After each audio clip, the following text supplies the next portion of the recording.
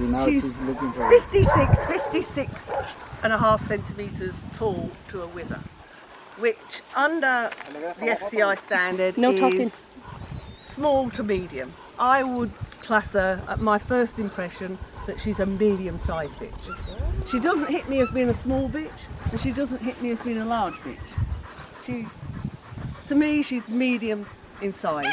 And the next thing I look at is the bone quality for the size of the dog, because you don't want heavy bone on a thin bitch, and you don't want no bone on a big heavy bitch. And I would say her bone is sufficient and correct for her size. And then I look to the proportions, and the proportions of her head, because for me, the type of Rottweiler comes from both the proportions of the head and the proportions of the body. And to me, she's got excellent proportions to her head. When I've measured her, and you'll see it, they're excellent proportions.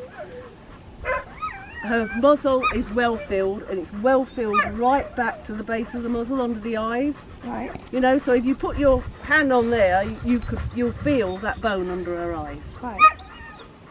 And she's got correct in stop. So explain what the stop is here. The stop is here. What we are getting a lot of, everywhere in the world, is this frontal groove is starting to come up here, and it's breaking the top skull. She hasn't got that. She's got excellent proportions to her head. She's got very clean lip line.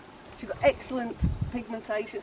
And she's got an excellent lip line, because when she closes her mouth, you haven't got any of this. You know, Right. kind of. Sorry, yeah. Yeah. She's got small to medium size ears. I would like them a little bit more forward placed. You know, they're supposed to be close to the cheek. This is supposed to be more here, but that doesn't take away her excellent head. She's got excellent markings. I mean, the markings are very clean and defined. Her toes are a little bit open, but that's... So what are the best words you would use in a critique on a dog? What would you, like, explain what correct better than excellent? Correct is what the breed standard is asking Right, correct for. is like 100%. Yeah. She's getting hot. She needs some water. And she got a lot of corrects on her she has. critique. She has. You'll see.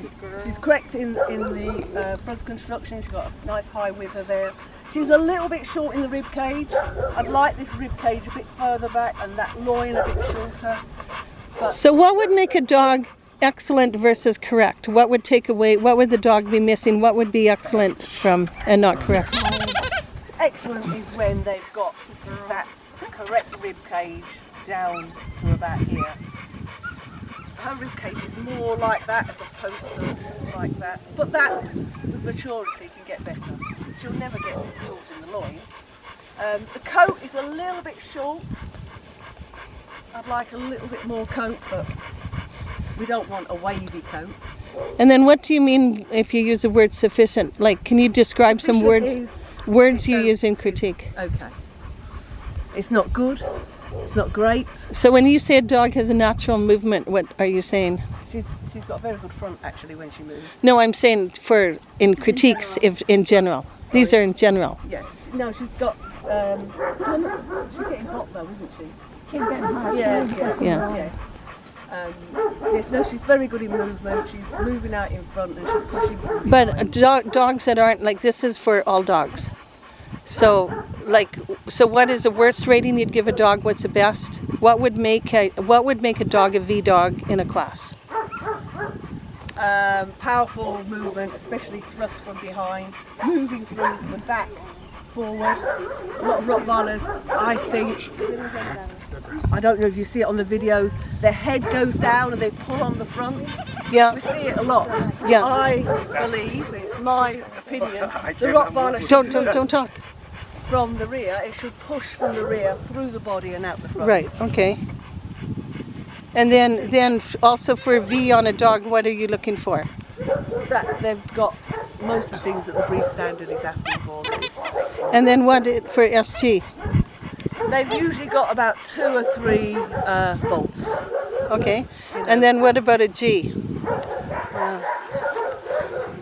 That's when they only just look like a Rottweiler. And do you ever give a B or an S? I have, yes. When do you give a B or an S? Well, when they have got no head whatsoever and they've got no bone and they're humpbacked and, you know, just things like that.